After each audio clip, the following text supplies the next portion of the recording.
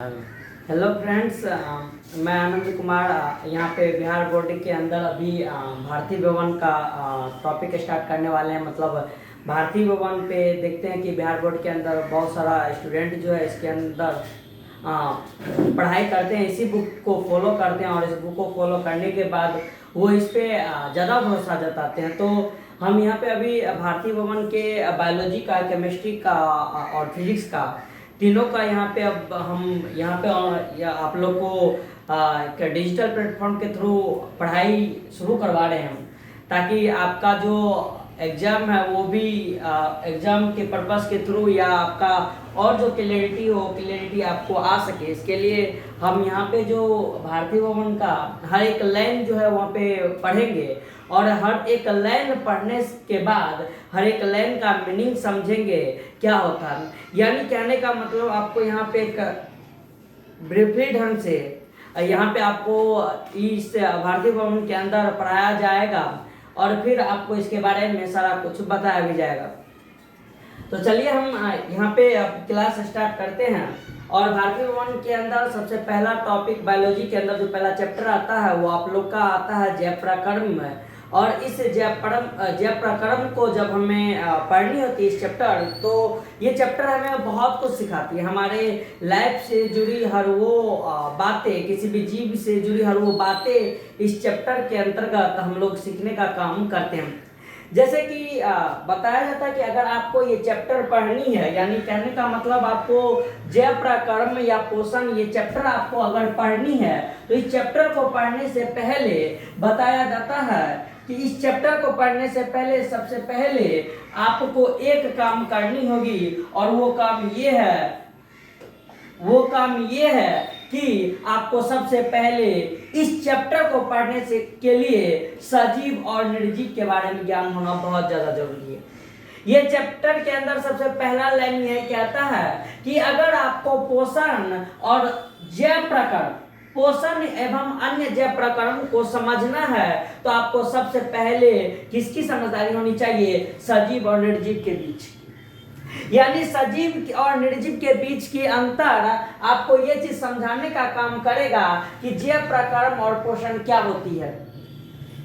कहते हैं कि अगर आपको सजीव और निर्जीव की पहचान करनी है तो आपको अपने चारों ओर देखनी होगी, और जब आप अपने चारों ओर देखिएगा तो आपको सजीव और निर्जीव का फर्क पड़ेगा।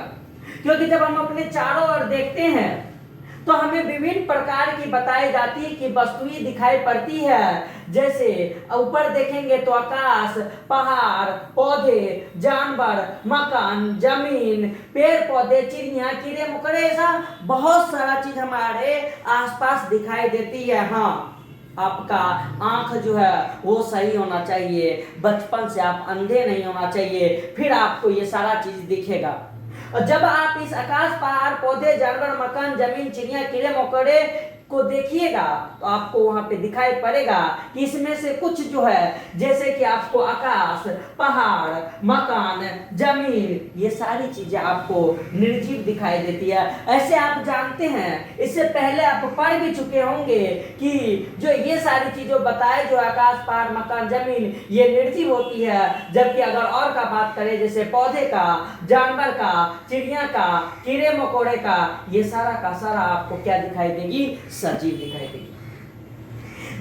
लेकिन अब फिर से फर्क हम कैसे कर पाएंगे? हम कैसे बोल पाएंगे कि वो निर्जीव था और ये क्या था? सजीव था। ये चीज को हम कैसे डिसाइड कर पाएंगे? इस चीज को डिसाइड करने के लिए आपको उस दोनों में फर्क दिखाई पड़ेगा। और फर्क दिखाई क्या पड़ेगा? तो कहते हैं कि जितने भी जीवधारी होते हैं, सभी जीवधारियों में जीवन की एक निश्चित व्यवस्था रहती है। जीवन की एक निश्चित व्यवस्था रहती है जिससे वो अपने जीवन संबंधी विभिन्न कार्यों का संपादन करता है। यानी कहने का मतलब है कि जीने के लिए जो भी कार्य करना पड़ता है, विभिन्न कार्य होती है, वो सारे विभिन्न कार्यों को पूरा करने का काम जो है वो एक हो पाती है, एक निश्चित व्यवस्था रहती है। हमारी एक चीज को समझेंगे, ये जीवन से संबंधित विभिन्न कार्य का जो संपादन है, हम इस चीज को भी समझेंगे। लेकिन एक बार पहले इस सारी लाइन को पढ़ लेते हैं।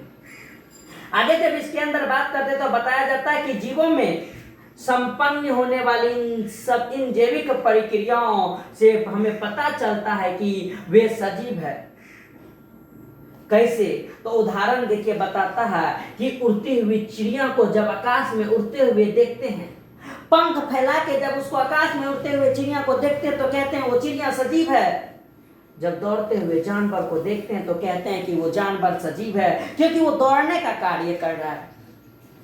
पहाड़ कभी दौड़ने का कार्य नहीं करता है, आकाश कभी दौड़ने का कार्य नहीं करता है। तो उसके बाद और भी जो हमारे पास जमीन सब होती है, मकान सब होती है, ये दौड़ने का कार्य नहीं करता है। ये जीवन संबंधी वो सारी कार्य नहीं कर पाती है जो ये कर रही है, जिसे हम सजीव कहते हैं। इसी से हम इस दोनों के बीच का डिफरेंस पता कर लेते हैं। कहते हैं सोए हुए जीवों के श्वसन से शरीर में होने वाली गतियां आदि के अवलोकन से हमें ये बात का पता चलता है कि ये सारा का सारा कैसा प्राणी है, तो सजीव प्राणी है।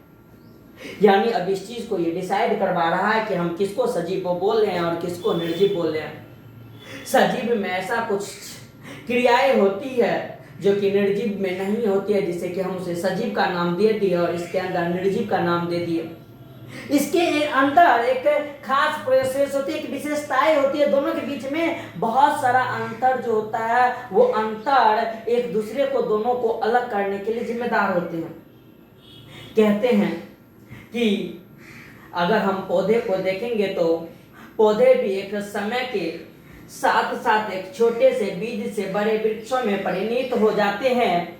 इस प्रकार से जीवों में विभिन्न प्रकार की गतियां दिखाई पड़ती है, लेकिन बहुत से ऐसे जीव भी होते हैं जिनमें वृद्धि, श्वसन आदि से संबंधित गतियां परिलक्षित नहीं होती है।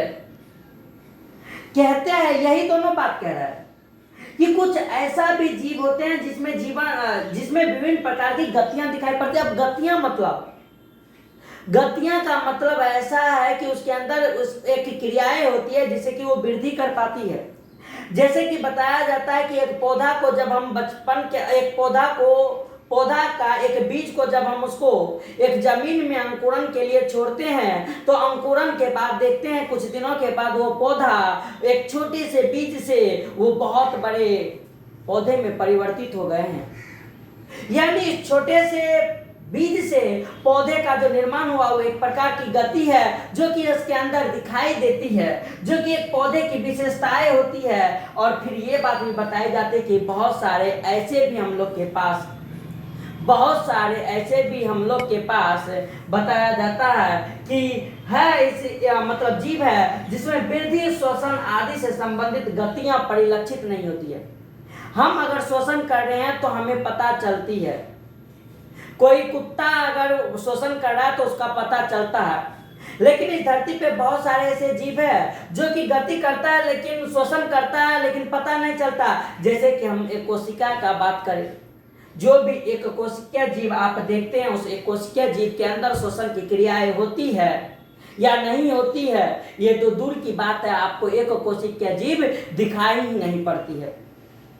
तो इस तरह से हम इसके बारे में समझ सकते हैं कि जो कुछ ऐसा सही में हम लोग के पास जीव अवेलेबल है जिसके अंदर होता तो है लेकिन हमें परिलक्षित, हमें दिखाई, हम ऑब्जर्व नहीं कर पाते हैं, बताया जाता है। लेकिन वो भी क्या होते हैं? सजीव होते हैं। फिर जब आगे इसके अंदर बात करेंगे तो बताया जाता है कि जब इसके अंदर हम आगे बात करेंगे तो फिर बताया जाता है कि जो परिलक्षित नहीं होते हैं। फिर जब आगे बात करें तो बताया गया कि जीवों में पाए जाने वाली गतियां वस्तुतः आणविक स्तर पे होती है जो दिखाई नहीं देती है। बताया गया यहाँ पे आगे में कि संबंधित गतियां परिलक्षित नहीं होती है। अब ये बोला कि ये गति इस प्रकार की है जिसे हम आणविक का नाम दिए, आणविक गति है, और आणविक गति रहने के कारण बताया जाता है कि ये दिखाई नहीं देती है।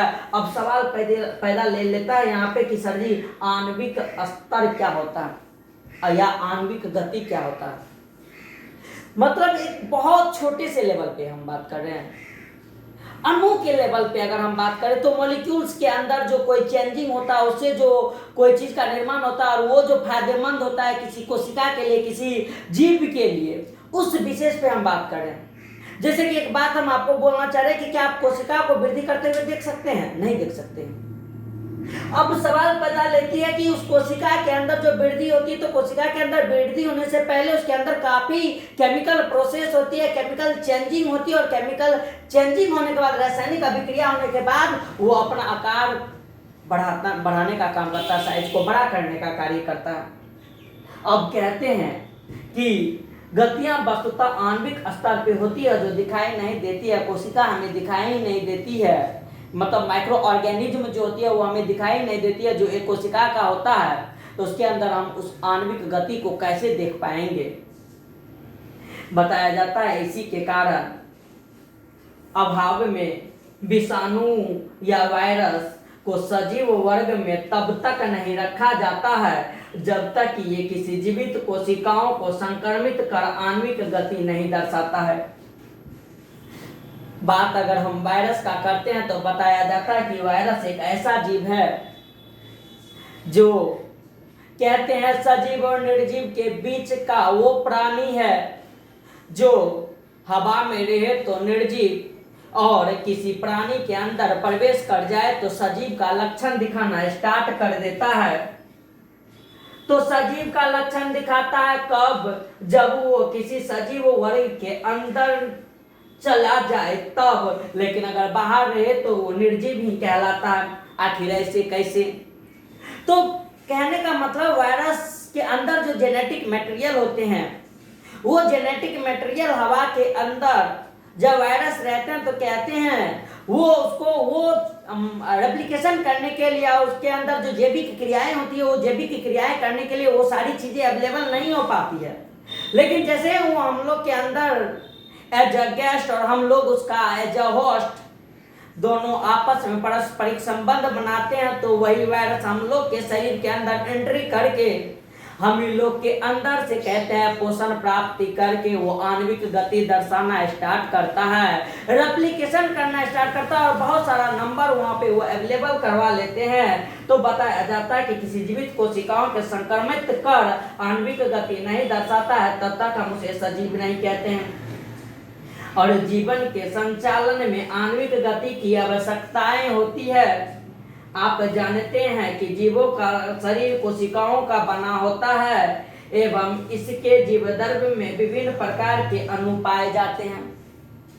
अब यहाँ पे एक और चीज बताई गई है कि बताया गया है कि सभी को ये चीज मालूम है कि हम लोग या कोई जीव जो बना होता है वो जीव बना होता है किसका? तो एक कोशिका का बना होता है। एक कोशिका के रचना से बना हुआ जो प्राणी होता है उसी को हम सजीव कहते हैं। इट मीन्स जो इसके अंदर जीव धर्म की जब बात करती है तो बताया जाता है जब कोशिका गर्भ और केंद्रक गर्भ, यानी ये कोशिका झिल्ली और यहाँ पे जो बताया जाता है केंद्रक झिल्ली, इसके बीच में पाए जाने वाले जो दर्भ होते हैं हम उसको बोलते हैं कोशिका दर्भ। हम उसको बोलते हैं कोशिका दर्भ, जो कि 9th में आप लोग को पढ़ाया गया था। और फिर बताया जाता है कि जो इस केंद्रक के अंदर रहता है हम उसे कौन सा दर्भ बोलते हैं? तो केंद्रक दर्भ बोलते हैं। यानी कोशिका दर्भ और केंद्रक दर्भ ये दोनों दर्भ मिलके ही बनाया गया है क्या? तो जीव दर्भ। यानी कहने का मतलब ये जीव दर्भ के अंदर बहुत सारा केमिकल रिएक्शन होते रहता है और बहुत सारा केमिकल रिएक्शन होने के कारण जो इसके अंदर बहुत सारा केमिकल रिएक्शन जो देखा जाता है वो केमिकल रिएक्शन ही आणविक गति दर्शाती है। कैसा केमिकल रिएक्शन? कोशिका दर्भ के अंदर हमें पता है कि बहुत सारे हम लोग के कोशिका अंगक मौजूद रहते हैं और इस कोशिका दर्भ के अंदर बहुत सारा कोशिका अंगक जो मौजूद रहते हैं उसके अंदर पारस्परिक बहुत सारी क्रियाएं होती रहती है, जैसे ऊर्जा का निर्माण होना, प्रोटीन का निर्माण होना, ये सारी चीजें जो है यहाँ पे चलते रहती है। और साथ ही साथ इस केंद्रक दर्भ के अंदर भी बहुत सारा कहते हैं कि अभिक्रियाएं होती रहती है और परस्पर यही दोनों के अभिक्रिया के लिए यहाँ पे जो एक बनता है दर्भ उसे हम जीव दर्भ का नाम कहते हैं। उस जीव दर्भ के अंदर भी बताया जाता है कि बहुत सारी आणविक गति चलते रहती है। जो कि होना एक सजीव के अंदर बहुत जरूरी होती है। अब बताया जाता है कि सजीव और निर्जीव पदार्थों में सबसे बड़ा अंतर है अणुओं का विन्यास एवं संयोजन का व्यवस्था। अच्छा लाइन है क्या कि निर्जीव और सजीव पदार्थों में सबसे बड़ा अंतर क्या है? अणुओं का विन्यास एवं संयोजन का व्यवस्था, यानी किस प्रकार से उसके अंदर केमिकल कंपोजिशन वर्क करता है कि निर्जीव के अंदर और सजीव के अंदर। तो निर्जीव के अंदर जीवधर्म पाया ही नहीं जाता है, उसके अंदर जो केमिकल का कंपोजिशन होता है वो केमिकल का कंपोजिशन बस इतना होता है कि वो जो एक बना हुआ एक सब्सटेंस एक जो मैटर है उस मैटर का बस पड़ा रहना। लेकिन एक सजीव के अंदर हम बात करते हैं तो जीवधर्म मौजूद रहती है और बहुत सारी अभिक्रिया उसके अंदर चलती रहती है। तो कहने का मतलब ये हुआ कि अणुओं का विन्यास एवं संयोजन का व्यवस्था, यही चीज जो है निर्जीव और सजीव के अंदर बड़ा अंतर पैदा करता है। फिर बताया जाता है कि जीवित पदार्थों में अणुओं का एक विशेष प्रकार का संयोजन होता है। हाँ, बात सही है। कैसे बात सही है तो उसके बारे में हम जानते हैं। विशेष प्रकार का संयोजन, ये कहने का मतलब है कि मतलब कहने का हुआ कि उसके अंदर जो अणु बनते हैं, यानी बहुत सारे जो मटेरियल बनते रहते हैं जो जीवधर्म के अंदर कार्य करते रहते हैं। प्रोटीन का बनना, कार्बोहाइड्रेट, ऊर्जा का निर्माण होते रहना, ऊर्जा का एक जगह से दूसरी जगह स्थानांतरण होना, प्रोटीन का एक जगह से दूसरी जगह स्थानांतरण होना, जो उसके अंदर हम जानते हैं कि एंडोप्लाज्मिक रेटिकुलम का एक काम होता है प्रोटीन बनाना, माइटोकॉन्ड्रिया का काम होता है ऊर्जा का निर्माण कराना, उसी प्रकार से गोल्गी एपेटस का काम होता है पैकेजिंग सिक्रेशन कराना आदि। ये सारे पारस्परिक एक दूसरे से वर्क करके एक दूसरे से मिलके जब आपस में संबंध बनाते हैं, संयोजन करते हैं, तो बताते हैं उस जगह पे अणुओं का एक विशेष संयोजन होता है और जीवित पदार्थों के लिए बहुत ज्यादा जरूरी होते हैं। फिर आगे बात बताया जाता है कि जिसके फलस्वरूप जीवों का निर्माण संभव हो पाता है। आगे खास बात एक लिखी हुई कि न्यूक्लियो प्रोटीन अणुओं के साथ अन्य तत्वों के अणु विशेष रूप में संयोजित होकर जीवधर्म का निर्माण करते हैं जो जीवन के मूलधार है और जीवधर्म के सजीवों के सारे गुण उसी में विद्यमान रहते हैं। यानी अब ये बात बताया जा रहा है कि उस अणुओं का जो एक विशेष प्रकार का संयोजन होता है जिसके फलस्वरूप एक जीव का निर्माण संभव हो पाता है। तो बताया गया है कि न्यूक्लियोप्रोटीन अणुओं के साथ अन्य तत्वों का अणु विशेष रूप में संयोजित होकर किसका तो न्यूक्लियोप्रोटीन और अणु के साथ अन्य तत्व जो उसके अंदर पाया जाता है इसका विशेष रूप से एक संयोजित होकर जीवधर्म का निर्माण जो हुआ, जो जीवन के लिए सबसे बड़ी मूलधार होती है। यानी अगर जीवन से जीवधर्म को निकाल दिया जाए तो उस कोशिका का कोई वैल्यू नहीं रहेगा। इस प्रकार से एक जीवधर्म में सजीवों के सारे गुण विद्यमान रहते हैं। फिर जब आगे बात हम करेंगे तो आगे बात बताया जाता है, आगे बात जब इसके बारे में हम करते हैं तो बताते हैं इसमें उपस्थित विभिन्न अणुओं के इस विशेष व्यवस्था एवं गति को आणविक गति कहते हैं जिसके निर्जीव में अभाव रहता है। अब यहाँ पे ये चीज क्लैरिटी किया गया था कि निर्जीव और सजीव के अंदर वो अणु की जो एक विशेष व्यवस्था थी, इस दोनों का बात बताया कि सजीव के अंदर वो व्यवस्था देखी गई है लेकिन निर्जीव के अंदर वो व्यवस्था नहीं देखी गई है। सजीव के अंदर आणविक गति होती है लेकिन निर्जीव के अंदर आणविक गति कतई नहीं होती है। और इस प्रकार से हम सजीव और निर्जीव के बीच में अंतर कर पाते हैं। यानी एक बेसिक चीज अभी जो हम लोग पढ़े वो एक जैव प्रकरण की बेसिक चीजें थी जो कि सजीव और निर्जीव के बारे में बता रहा था कि सजीव के अंदर ये सारी चीजें होती है और निर्जीव के अंदर ये सारी चीजें नहीं होती है। फिर हमें न्यूक्लियो प्रोटीन के बारे में भी बताया गया कि जो कि उसके अंदर मौजूद है, कोशिका के अंदर मौजूद रहते हैं, जीव धर्म के निर्माण में बहुत ज्यादा अहम योगदान निभाने का काम करता है। उस जीव धर्म के अंदर केंद्रक के अंदर पाए जाने वाले डीएनए और आरएनए के बीच में भी एक अच्छा खासा मतलब वहां पे वर्क करवाया जाता है न्यूक्लियो प्रोटीन के द्वारा। तो ये सारी चीजें हम यहाँ से सीखने का काम किए हैं। अब आगे जो है वो है सजीव वस्तुओं एवं जैव प्रकरण। अब सिर्फ बात होगी किसकी, तो सजीव वस्तुएं की और जैव प्रकरण की। जब इसके अंदर हम पढ़ेंगे तो बताया जाता है कि जीवों में एक सुव्यवस्थित एवं निश्चित संरचनात्मक व्यवस्था रहती है। जीवों में एक सुव्यवस्थित एवं निश्चित संरचनात्मक व्यवस्थाएं रहती है। पता है, हमें भी पता है। ये हम लोग का शरीर एक जीव है, तो उसके अंदर हर एक चीज संरचना, हर एक चीज का संरचना एक सही ढंग से हम लोग के शरीर के अंदर अगर व्यवस्थित है, तो हम लोग का शरीर जिस कोशिका से बना होगा, तो उस कोशिका के अंदर भी कोशिका में पाए जाने वाले हर एक संरचनात्मक इकाई जो है वो उसके अंदर व्यवस्थित ढंग से है और वो एक सही ढंग से कार्य करने का काम करता है। फिर बताया जाता है कि कोशिकाएं सभी जीवों की रचनात्मक एवं क्रियात्मक इकाई होती है। ये बात हम कोशिका के डिफिनेशन से ही भी जानते हैं कि कोशिका हम उसको कहते हैं जो कि सभी जीवों के रचनात्मक एवं क्रियात्मक इकाई है।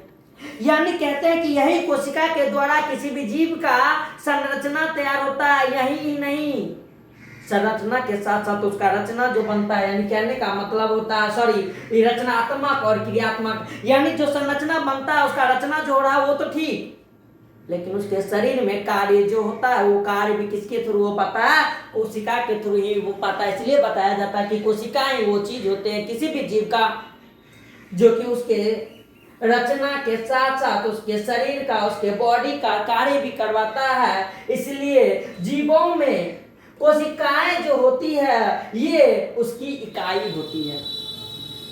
यानी कोशिका का डिफिनेशन हमें एक बात सिखाता है, क्या कोई भी जीव जो है ना इस धरती पे, उसका अगर संरचनात्मक का बात करें ना, क्रियात्मक का बात करेंगे ना, वो कोशिका के द्वारा हो पाएगा। कोशिका ये बात हमें सिखाती है। फिर आगे बोला जाता है कि उसी कोशिकाओं के समूह से उत्तक का निर्माण और उस उत्तक से अंगों का निर्माण और उस अंग से अंग तंत्रों का निर्माण, और जब विभिन्न अंग के अंग तंत्र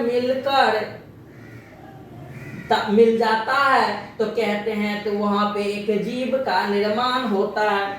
और जीवों में संचालित होने वाले आवश्यक जैविक क्रियाएं इन्हीं अंग तंत्रों द्वारा होती है। अगर हम सोए हुए हैं भी रहते हैं तो हमारे शरीर में ये क्रियाएं चलती रहती है। और फिर बताया गया कि वे सारी क्रियाएं जिनके द्वारा जीवों का अनुरक्षण होता है वो क्या कहलाता है? जैव प्रक्रम कहलाता है।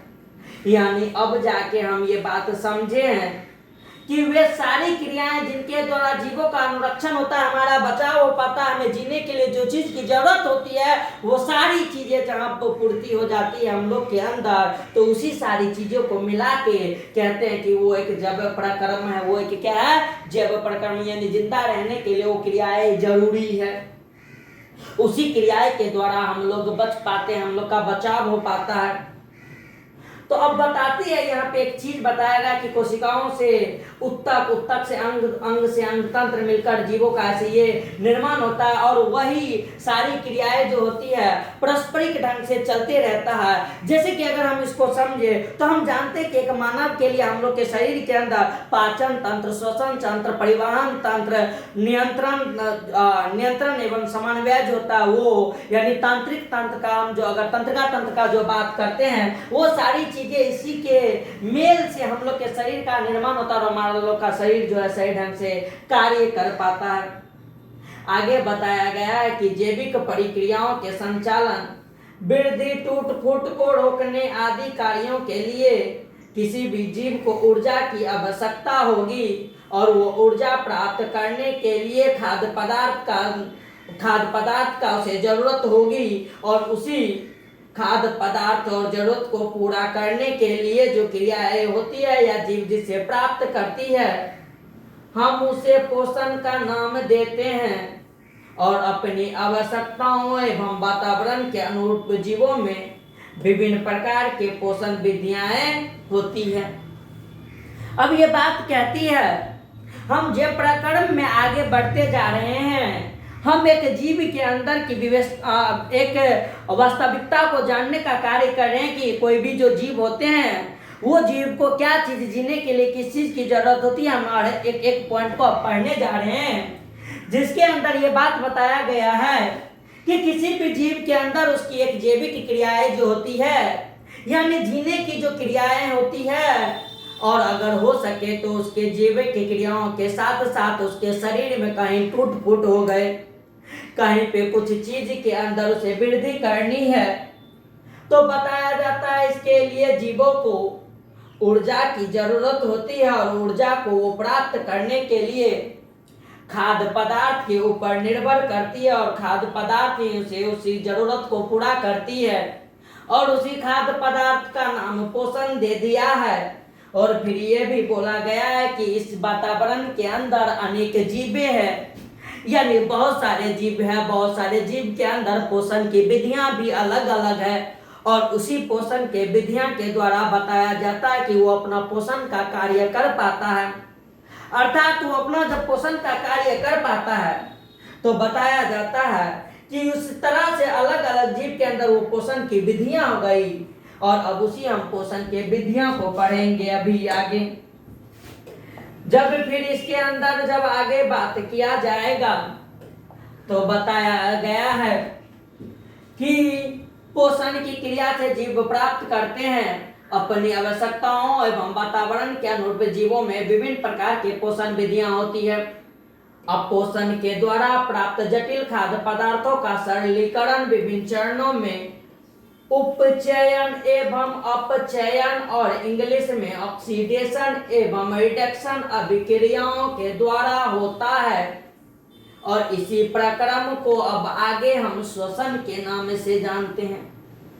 ठीक है, हमें भूख लगा था, हमें पोषण की जरूरत थी, हमें खाद्य पदार्थ मिल गया, लेकिन खाद्य पदार्थ के मिलने से ही नहीं, उस खाद्य पदार्थ जो जटिल होते हैं उस जटिल खाद्य पदार्थ को बोलते हैं कि सरलीकरण, यानी छोटे छोटे टुकड़े में या बहुत सारे उसके ऊपर विभिन्न प्रकार के रासायनिक अभिक्रियाओं के द्वारा जो कि अपचयन कहलाता है। इस अपचयन और उपचयन और अपचयन यानी ऑक्सीडेशन, उपचयन और अपचयन रिडक्शन के द्वारा हम उस खाद्य पदार्थ का सरलीकरण कर पाते हैं जो कि श्वसन के द्वारा निर्भर हो पाती है।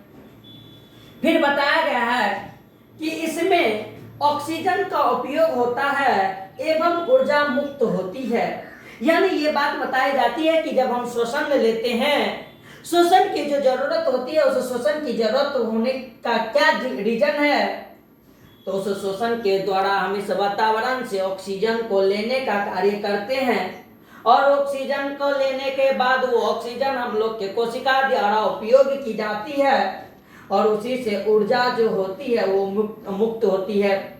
और बड़े पैमाना पे बृहत रूप में श्वसन उन सभी क्रियाओं का सम्मिलित रूप है जिनके द्वारा शरीर में ऊर्जा का उत्पादन होता है।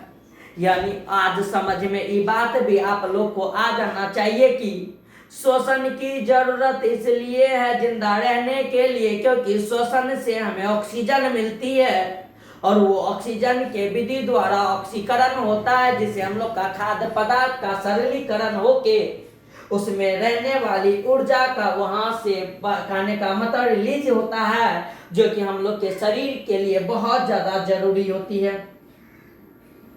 अब फिर आगे बात करते हैं तो बोला गया है कि एक कोशिकीय एवं सरल जीवों में खाद्य पदार्थ को ग्रहण करने, गैसों के आदान प्रदान एवं अपशिष्ट उत्पादों के निष्कासन हेतु खास अंग नहीं होती है।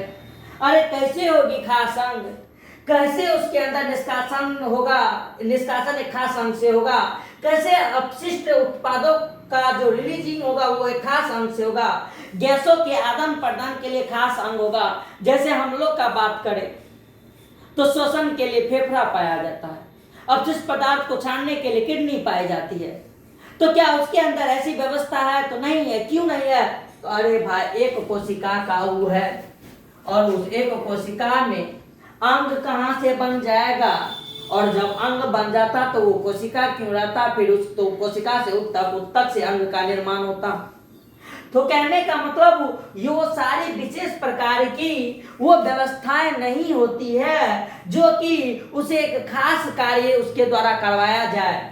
इसका मतलब ये भी नहीं कि वो काम नहीं करता है, वो काम करता है, अपशिष्ट उत्पाद को बाहर भेजेगा, गैसों का आदान प्रदान भी करेगा और खाद्य पदार्थ को ग्रहण भी करेगा। लेकिन ये करेगा किससे? तो इसके लिए इसका सारा का सारा शरीर पर्यावरण के संपर्क में रहेगा और उसी शरीर, उसी कोशिका और सारा जो इस पर्यावरण के संपर्क में उसका शरीर रहेगा, उसी से वो कार्य कर लेगा। लेकिन बहुकोशिकीय जीव एवं जटिल जीवों की सारी कोशिकाएं अपने पर्यावरण के सीधे संपर्क में नहीं रह पाती है, अतः इनमें विसरण की साधारण क्रिया से सभी कोशिकाओं की जरूरत पूरी नहीं हो पाती है। अब यहाँ पे एक वर्ड आपको देखने के लिए मिला होगा, क्या? तो विसरण। उससे पहले ये बात बोला है कि एक कोशिकीय जीव अपने पूरे के पूरे शरीर को इस एटमॉस्फेयर के अंदर रखे हुए हैं और सारा का सारा बॉडी का सरफेस जो है वो एटमॉस्फेयर से रिलेटेड है और उस कारण बताया जाता है कि एक विसरण की क्रियाएं होती है, उसके द्वारा ये सारी चीजें कार्य लेती है। लेकिन विसरण होती क्या है? तो बताया जाता है कि विसरण एक क्रियाएं होती है जो कि ठोस, द्रव, गैस तीनों अवस्था के अंदर होती है, जिसके अंदर से किसी भी चीज का बहुत ज्यादा जो मात्रा रहती है वो खुद कम की और जिधर कम उसका मात्रा आता है उधर की और वो वहां से सरकने लगती है, कहते हैं वहां से वो आने लगती है। इस टाइप की क्रिया को ही विसरण कहा जाता है। जैसे कि एक घर के कोना में अगरबत्ती जलाते हैं तो उस अगरबत्ती का सुगंध सिर्फ घर के कोना में ही ना रह के वो सभी एरिया में फैल जाती है। इसका मतलब वो विसरण क्या था? क्योंकि उस कोना के अंदर जब उस गैस का, उस सुगंध का मात्रा बढ़ गया तो वो इस एयर के थ्रू जो होते हैं पूरा फैलने लगते हैं। तो जहां पे जैसे कि अगर हम बात करें कि इस जगह पे कार्बन डाइऑक्साइड का मात्रा ज्यादा और इसके अंदर कार्बन डाइऑक्साइड का मात्रा कम है, तो क्या होगी? तो होगी यही कि जहां पे कार्बन डाइऑक्साइड की मात्रा ज्यादा है वो कार्बन डाइऑक्साइड का मात्रा इस जगह से इसके अंदर एंट्री करेगा और इस जगह से ज्यादा यहाँ है तो यहाँ आएगा और मान लेते हैं कि इसके अंदर ऑक्सीजन ज्यादा तो ये ऑक्सीजन यहाँ से एटमॉस्फेयर के अंदर आएगा। लेकिन इस चीज को हम समझेंगे श्वसन के चैप्टर के अंदर और भी बढ़िया से मजा लगा के इसको हम समझेंगे। कब? तो श्वसन के चैप्टर में। फिर जब आगे इसके अंदर हम बात करेंगे तो बताया गया था इसके अंदर की बहुकोशिकीय जीव अपने सारे कोशिका को इसके अंदर संपर्क में नहीं रख पाते हैं, जिसके कारण ऐसा वो नहीं कर पाता है। फिर आगे बताया गया है कि इन बहुकोशिकीय जीवों में खाद्य पदार्थों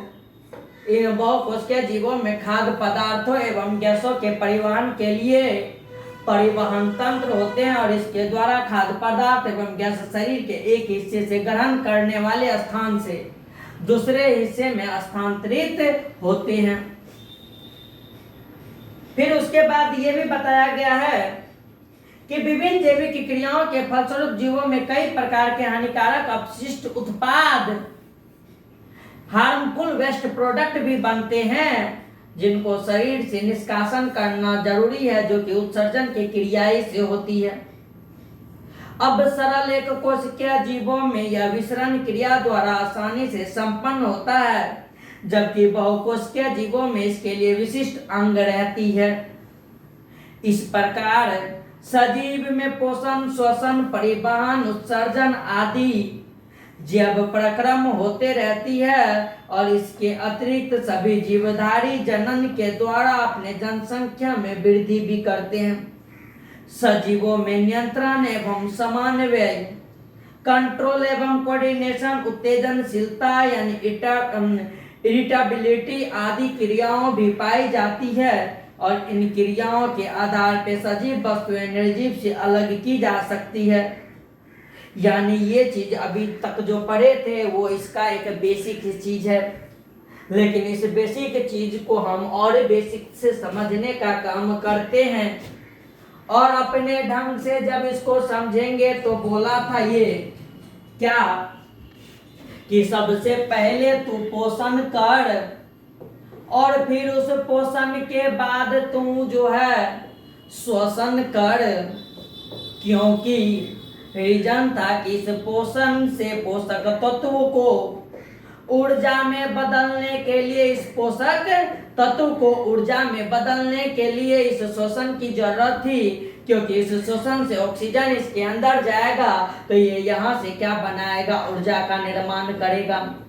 लेकिन अब जितना भी पोषण करेंगे इसका मतलब थोड़ी है कि सारा का सारा वो पोषण हमें ऊर्जा बना देगा ना।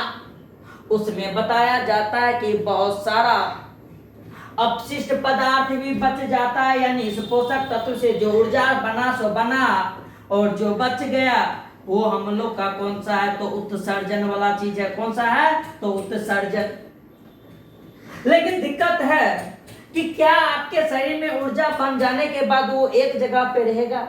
क्या उत्सर्जन जब बन गया तो वो एक ही जगह पे जमा रहेगा? ना, उस दोनों के लिए क्या होती है, तो परिवहन की व्यवस्था होती है। और उस परिवहन के द्वारा बताया जाता है कि उत्सर्जित पदार्थ और साथ ही साथ ऊर्जा को जिस जगह पे जहां जैसे जाना है वो ऊर्जा जाएगा, और उत्सर्जन को शरीर के बाहर करना है तो वो बाहर मतलब उस उत्सर्जित वाला अंग से वो बाहर निकलने का काम करेगा। तो ये सारा का सारा क्या कहलाएगा, परिवहन करेगा। इन मीन्स कि किसी भी चीज को एक जगह से लेना है दूसरी जगह पे स्थानांतरित करना है, जहाँ पे ज्यादा है वहां से लेके जहाँ पे कम है वहां तक उसको पहुंचाना है, ये चीज ही परिवहन कहलाती है। हम जानते हैं कि किसी बस ऑटो पे भी परिवहन लिखा रहता है, उसका मतलब होता है एक जगह से लोड करना दूसरी जगह पे भेज देना। तो कहने का मतलब ऊर्जा में बना, उसके अंदर ऊर्जा का परिवहन या उत्सर्जन ऐसा उसके अंदर होता है। लेकिन यहीं पे नहीं रुकती है, एक जीव की बेसिक क्रियाएं वृद्धि भी होती है, क्योंकि हम जानते हैं कि जब उसके शरीर के अंदर ऊर्जा जाएगा तो ये ऊर्जा उस शरीर के अंदर जाएगा तो उस शरीर का क्या काम करवाएगा, वृद्धि करवाने का भी उस शरीर के अंदर करेगा। और फिर यहाँ पे बताया जाता है कि वो जीव जो होते हैं वो छोटे से बड़े होते हैं, वृद्धि करने का कार्य करते हैं। और ये भी बात बताया जाता है कि कोई जीव वृद्धि करते करते जब वो एक एज तक आते हैं तो उसके अंदर एक कार्य करने की क्षमता होती है, वो होती है जनन, जिससे कि वो अपने वंश के अंदर वंश के क्रियाएं को बनाए रखते हैं। यानी कहने का मतलब होता है कि एक वंश के गति को बनाए रखने का काम करता है, वो प्रोसेस होता है किसके थ्रू, जनन के थ्रू, जिससे कि वो अपने वंश को कायम रखते हैं लंबे टाइम तक। तो जनन के थ्रू ये कार्य हो पाती है, ये भी एक सजीव का लक्षण है। फिर उसके बाद बताया जाता है कि नियंत्रण और समन्वय। तो हमारे शरीर एक जटिल शरीर है, और जटिल शरीर के अंदर नियंत्रण और समन्वय नहीं रहता तो ट्रेन इस पटरी से कब का उतर जाता और हम लोग एक्सीडेंट करके कब का मर जाते। यानी क्या कहना चाह रहे हैं, कहना चाह रहे हैं कि शोषण का कार्य शोषण के तरफ से हो रहा है, परिसंचरण का काम परिसंचरण का काम करवा रहा है। उसी प्रकार से अलग अलग कार्य का नियंत्रण और समन्वय हो पाता है, भोजन का पाचन का कार्य हो पाता है। हम लोग के ये जो सेंट्रल नर्वस सिस्टम होते हैं ये सभी चीज को नियंत्रण करने का कार्य और उसका समन्वय यानी सुचारू ढंग से चलाने का कार्य वो सारा कुछ करता है। तो नियंत्रण और समन्वय एक सजीव जीव का लक्षण होती है। इस तरह से कहा जाता है कि हम जो अभी ये सारा चीज पढ़े हैं ये एक पैटर्न है, जो कि एक जो कहते हैं जैव प्रकरण की हिस्सा है, जो कि हमें जैव प्रकरण के बारे में बताता है, एक सजीव की जीव के बारे में विशेषताएं देती है, जो कि निर्जीव से हमें इसी से कारण थोड़ा सा हट के दूर रखता है और निर्जीव और सजीव के अंदर फर्क पैदा करता है। तो इस तरह से हम लोग का आज बेसिक का जो ये है जैव प्रकरण और पोषण के चैप्टर का वो कंप्लीट हुआ। हम इसी तरह से आपको लगातार टॉपिक वाइज सारा कुछ इस बायोलॉजी केमिस्ट्री का भी हम स्टार्ट करेंगे, सारा कुछ आपको डिलीवर किया जाएगा। बस फर्क इतना है कि इस वीडियो को आप सही से देखिए और जो चीज ना समझ में आए आप हमें कमेंट के थ्रू और हमारे इस यूट्यूब